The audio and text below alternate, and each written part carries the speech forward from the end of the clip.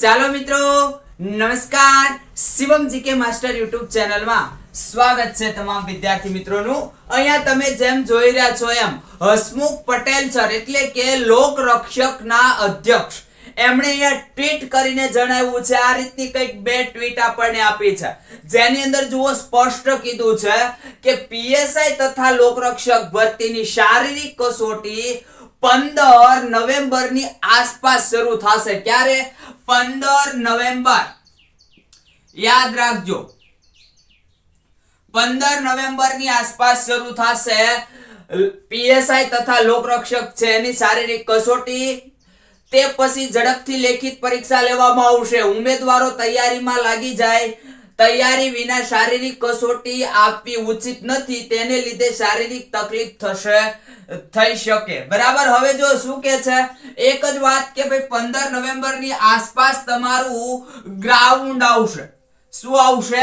Ground આવશે. અને પછી ગ્રાઉન્ડની અંદર પણ જો મિત્રો તમને અગાઉ હસમુખ પટેલ સરે ટ્વીટ જ કરેલી છે, સૌથી પહેલા પીએસઆઈ, બરાબર, પછી પીએસઆઈ પ્લસ કોન્સ્ટેબલ અને પછી કોન્સ્ટેબલ. આ રીતનું સ્ટેપમાં ચાલશે. ટૂંકમાં પીએસઆઈ છે એનું શારીરિક ગ્રાઉન્ડ પહેલું આવશે અને પછી કોન્સ્ટેબલ નું શારીરિક ગ્રાઉન્ડ આવશે.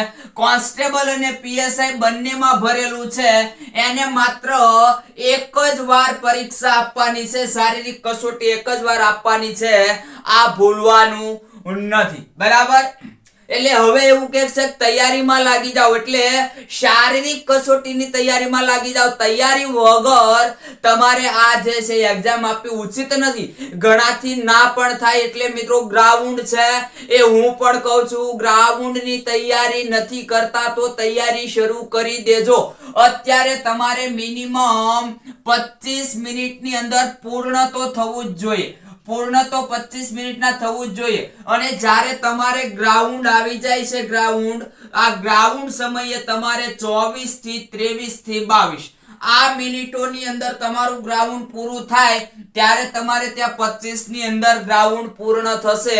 એટલે ખાસ એક સલાહ છે કે જે વિદ્યાર્થી હજી ગ્રાઉન્ડ કરતા ના હોય એ તૈયારી અત્યારથી શરૂ કરી દેજો. હવે જાજો સમય તમારી પાસે નથી.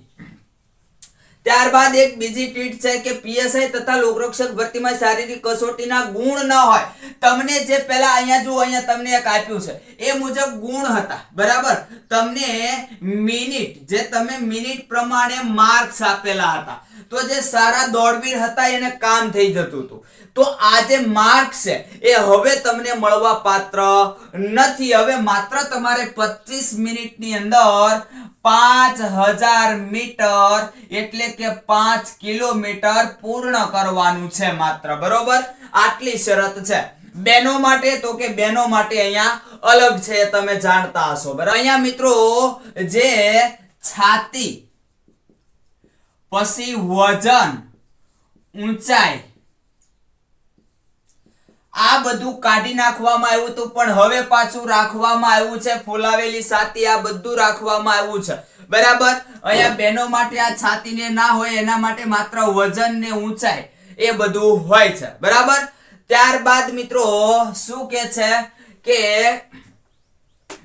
પીએસઆઈ તથા લોકરક્ષક ભરતીના શારીરિક માર્ક્સ એટલે કે ગુણ ન હોય, ઉમેદવારો તેની તૈયારીમાં પાસ થવા પૂરતી જ સમય ફાળવે. એટલે ટૂંકમાં જે શારીરિક કસોટી છે, બરાબર, આ તમારું ગ્રાઉન્ડ છે, એની અંદર તમે પાસ થાવ એટલો તમારે સમય ફાળવવાનો છે. બહુ વધારે આની અંદર તમારે સમય ફાળવવાનો નથી. બરાબર. અને બાકીનો તમારો સમય છે એ ક્યાં તમારે દેવાનો છે? લેખિત પરીક્ષામાં દેવાનો છે. લેખિત પરીક્ષા વિશે મિત્રો આપણે તમને સંપૂર્ણ ડિટેલમાં માહિતી આપેલી છે. આખો અભ્યાસક્રમ સમજાવેલો છે. હજી જો તમને ના સમજણ પડે તો આપણો આગળનો લેક્ચર છે તમે જોઈ લેજો. ખૂબ સારી રીતે તમને સમજાવેલો છે કઈ રીતે આખી તૈયારી કરવી, આખું શેડ્યુલ તમને કીધેલું છે. આ છે મિત્રો અપડેટ. હવે શારીરિક અને લેખિત બંને તરીકે તૈયારી છે એની શરૂઆત મિત્રો ના કરી હોય તો કરી દેજો. શરૂઆત કરી દીધી હોય તો ખૂબ સારી વાત છે.